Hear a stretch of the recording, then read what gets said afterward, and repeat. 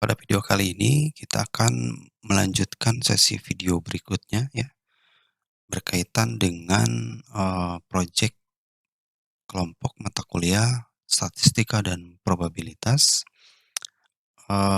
Di video ini kita akan membahas mengenai bagaimana kita mengambil judul dan menentukan variabelnya, serta membuat hipotesis ya, seperti itu ya. Jadi, saya di sini menggunakan Word untuk memberikan bahasan supaya rekan-rekan mahasiswa bisa paham ya dan tidak bingung ya. Contoh misalkan di sini contoh judul penelitian ya. Untuk penelitian itu rekan-rekan bisa, melakukan observasi dan mengambil objek di kampus ya, atau di sekitar kampus dalam hal ini fakultas apa misalkan ya. Kemudian bisa di dinas pemerintahan, kemudian bisa di masyarakat umum, di RT, RW bisa kan ya, atau organisasi, masyarakat lainnya, kemudian bisa di SMK atau SMA ya. Yang penting berhubungan dengan penggunaan, sarana teknologi teknologi informasi dalam menunjang pembelajaran ya, atau misal untuk, variabel lain yang membahas mengenai, eee, sosial media dan lainnya ya. Intinya harus berkaitan dengan penggunaan teknologi informasi, ya, seperti itu. Nah, contoh di video ini adalah, saya akan mengambil sebuah judul pengaruh budaya membaca, kemudian literasi digital, dan penggunaan resource terhadap prestasi belajar mahasiswa pada misal, nah di sini bisa berdasarkan misalkan pada Fakultas Teknologi Informasi Universitas 11 April Sumedang. Nah, ya, bisa seperti ini ya, atau langsung kalau ini lebih ke Fakultas Teknologi Informasi. Jadi tidak luas ya. Kalau seperti ini saya hapus, ini berarti berkaitan dengan mahasiswa yang ada di Universitas 11 April Sumedang, seperti itu ya. Nah, ini untuk kondisi ini silakan, disesuaikan dengan kebutuhan saja, ya. Anggap saja saya mengambil judul untuk, seluruh mahasiswa yang ada di Universitas 11 April Sumedang, ya. Nah, selanjutnya kita harus tentukan variabel yang akan kita ambil, di dalam penelitian kita. Di sini variabel X satunya adalah budaya membaca, ya.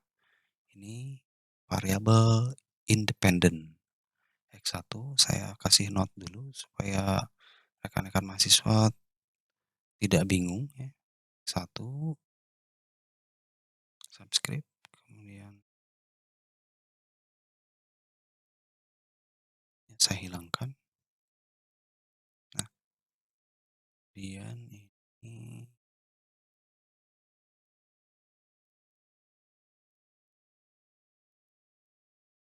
oke, kita simpan di sini. Nah, ini di tag. Nah, ini ya. Ini X1 budaya membaca, kemudian literasi digital. Ini adalah variabel X2-nya.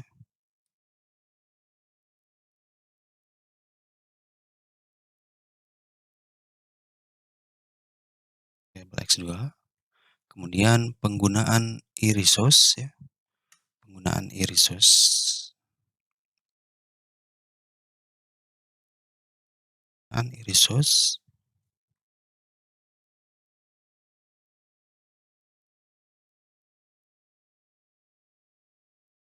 ini sebagai variabel X. 3, dan variabel prestasi belajar, variabel independen atau variabel tetap, ini adalah variabel Y-nya ya. S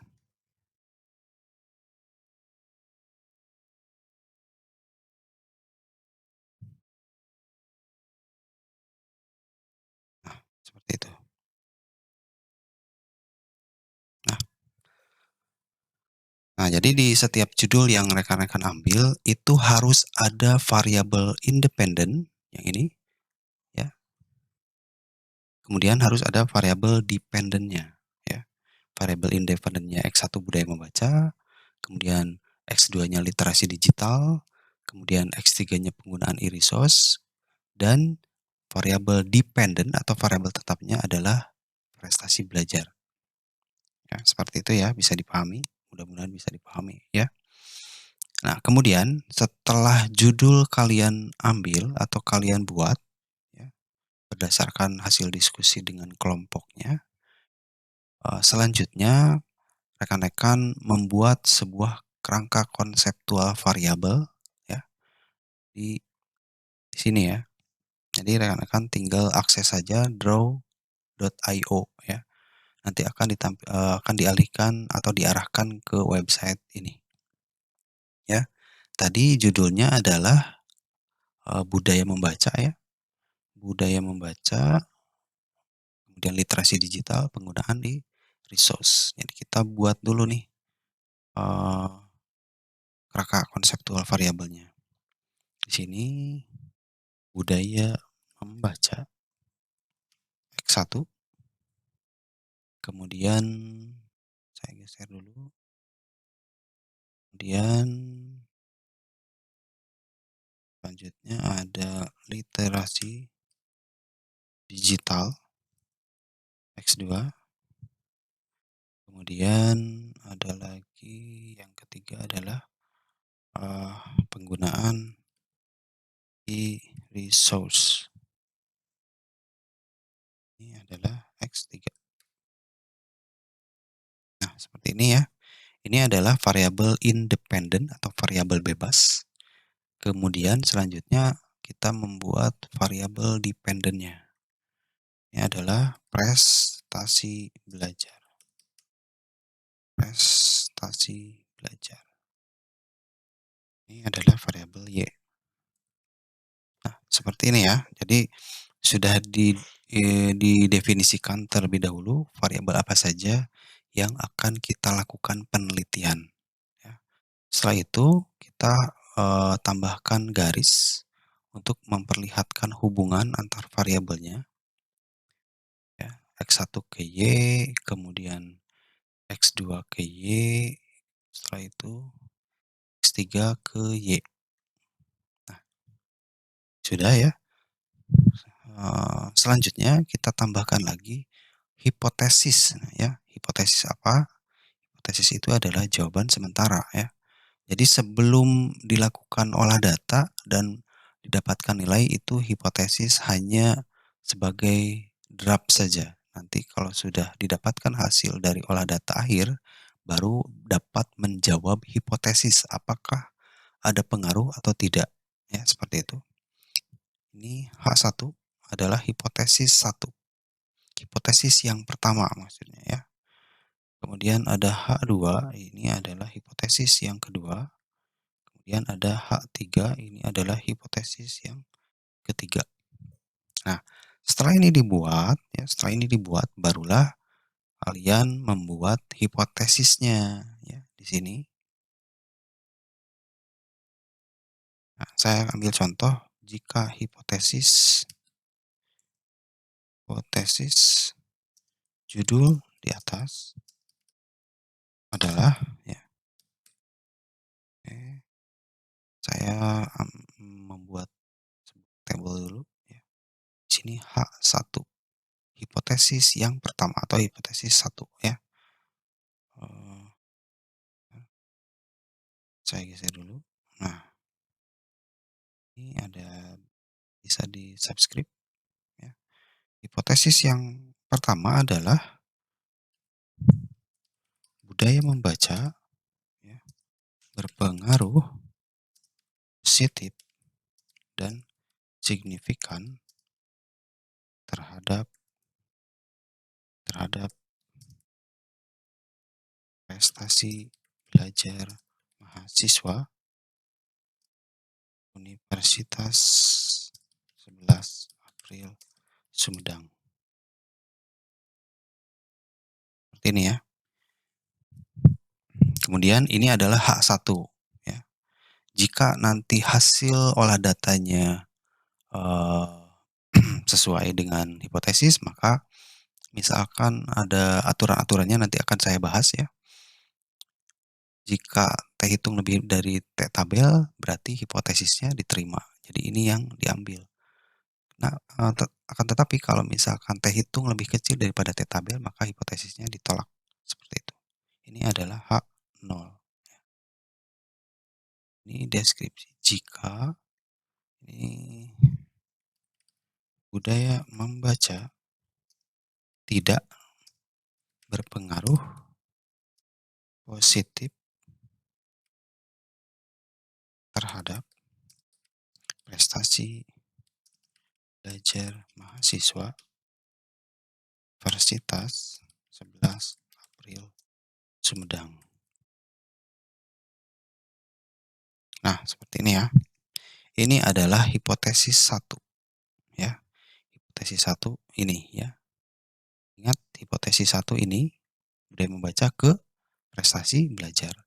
Sekarang kita buat yang literasi digital untuk hipotesis 2 ya. Kita buat lagi. Saya copy paste saja ya. Oke. Tadi apa? Literasi digital. Ini bukan H1 lagi tapi sudah H2 ya. Literasi digital berpengaruh positif dan signifikan terhadap prestasi belajar mahasiswa Universitas 11 April Sumedang. Nah, gitu ya. Ini saya rapikan.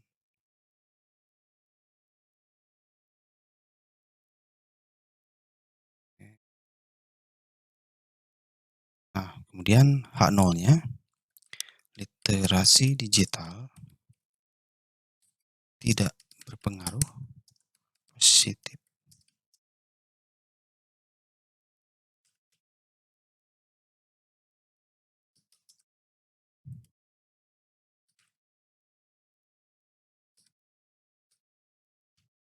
Nah, seperti itu ya. Literasi digital berpengaruh positif jika H2-nya diterima ya. Kemudian yang berikutnya literasi digital tidak berpengaruh positif jika hipotesis yang kedua ini tidak diterima. Oke. Diterima atau tidaknya seperti apa? Ya, nanti kita harus olah data dulu ya. Kalau kita tidak olah data maka nanti hasilnya tidak akan tahu ya. Nah, ini sudah sekarang hipotesis ketiga, penggunaan e-resource terhadap prestasi belajar. Ini saya copy paste. Nah, ini menjadi H3. Penggunaan e-resource ya, berpengaruh positif dan signifikan terhadap prestasi belajar mahasiswa.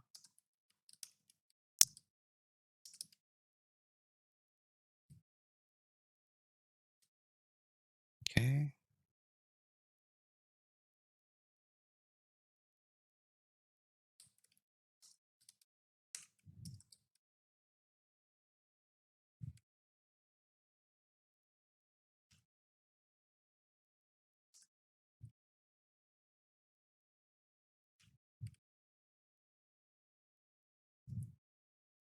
Nah, seperti itu ya. Jadi Setiap kali kalian mengambil sebuah judul dan di situ ada beberapa variabel yang akan diteliti, maka sesuaikan hipotesisnya sesuai dengan variabel yang diambil, ya. Makanya, saya sarankan kalian membuat, eee, kerangka konseptual variabel ini, supaya nanti tahu. Contoh misalkan kayak gini ya, dari ketiga variabel bebas ini, kita akan lakukan penelitian ke variabel dependent ini, ya. Nanti hasilnya bisa semuanya berpengaruh terhadap prestasi belajar, bisa hanya 2 saja yang berpengaruh, bahkan bisa hanya satu saja yang berpengaruh, yang duanya tidak berpengaruh. Seperti itu, makanya perlu adanya perhitungan statistik di dalam penelitian, baik itu di dalam skripsi, tesis, disertasi ya, supaya nanti kita bisa mengetahui lebih jelas, variabel mana saja yang memiliki pengaruh berdasarkan hasil olah data yang sudah kita lakukan, seperti itu. Nah, ini adalah contoh, 4 variabel yang akan kita lakukan, penelitian. Jika rekan-rekan mahasiswa dan kelompoknya mungkin memiliki ide yang lebih bagus ya, dalam hal ini adalah memiliki variabel yang akan diteliti lebih dari 4 ya, boleh ya. Contoh saya ini saya akan kasih contoh lagi yang lain. Misalkan ini penggunaan e-learning ya, e-learning ini X1, kemudian, lagi teknologi AI ya. Kan di dalam pembelajaran biasanya ada juga yang menggunakan AI ya. Kemudian, penggunaan e-resource, ini X3, selanjutnya X4-nya kita misalkan sosial media, X4. Nah, ini adalah variabel independen atau variabel bebasnya ya, yang akan kalian teliti misalkan ya. Nah, harus ada variabel dependennya. Nah, variabel dependennya adalah di sini contohnya kualitas pembelajaran ya, ini variabel Y. Nah, seperti itu ya. Jadi, seperti biasa kita harus membuat, garis hipotesisnya untuk membuat kerangka konseptual variabel supaya nanti pembimbing atau penguji di dalam skripsi misalkan ya, ini saya kasih pembekalan buat skripsi nanti juga, khususnya yang memang berkaitan dengan statistik dan melibatkan beberapa variabel ya, ini ya. Nah, oke, seperti itu.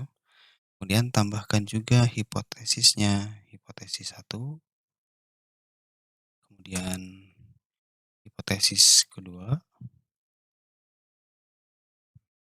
hipotesis tiga.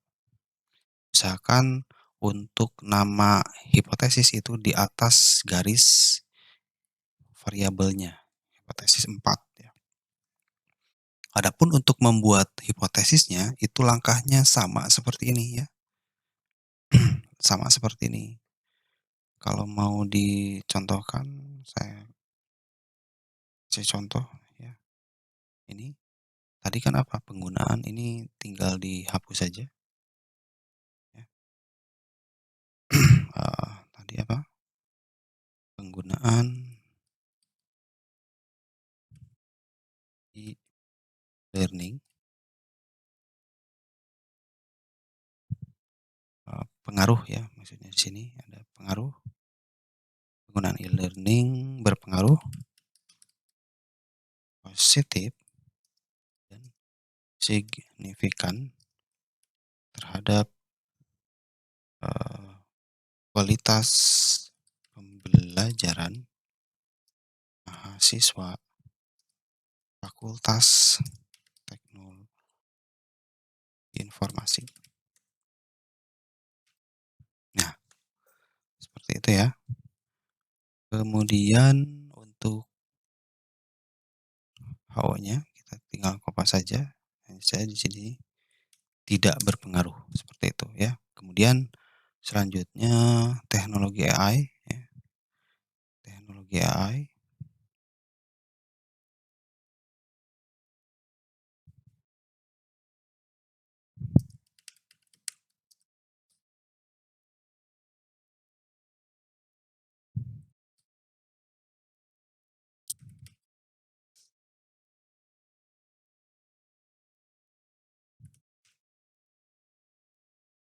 mahasiswa Fakultas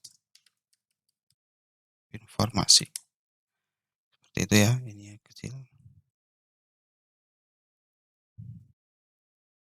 Nah, di sini H0-nya ditambahkan tidak berpengaruh ya. Kemudian selanjutnya ada irisos ya. Irisos.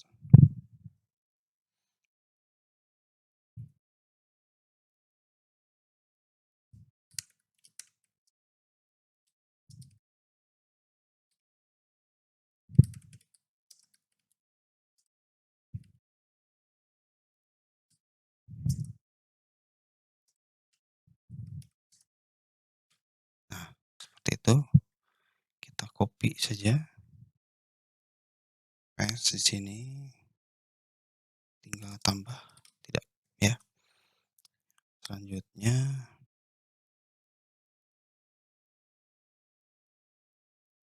ini kita paste di sini. Ini adalah H4 ya. Sesuai dengan yang ada di sini. H1, H2, H3, H4. Sosial media terhadap kualitas pembelajaran.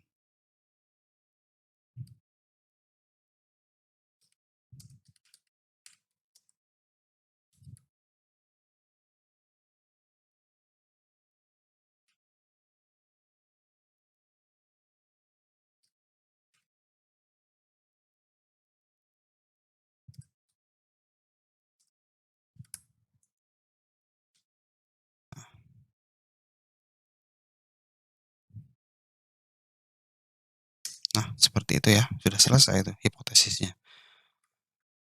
Nah, jadi nanti pada setiap kelompoknya ada, apa ya, bagi-bagi tugas ya. Silakan sajalah itu dikondisikan saja. Yang penting nanti, project kelompoknya harus sesuai ya. Yang pertama adalah silakan tentukan judulnya ya, judulnya mau apa dan harus, memiliki variabel yang akan diteliti ya, seperti ini, budaya membaca, literasi digital, kemudian objeknya mau di mana, silakan objeknya mau di mana, kemudian respondennya mau berapa orang ya, respondennya juga harus ditentukan ya, supaya nanti lebih jelas pada saat pemaparan di bab 2-nya, ya seperti itu, di bab 3-nya maksudnya ya. Nah, saya rasa ini sudah cukup, mudah-mudahan, mahasiswa bisa memahami dan apa ya, mengerti apa yang sudah saya bahas. Silakan langsung dikerjakan ya, nanti saya tambah lagi video tutorial untuk pengelolaan, data di dalam statistik ya. Seperti itu, saya cukupkan sekian. Assalamualaikum warahmatullahi wabarakatuh.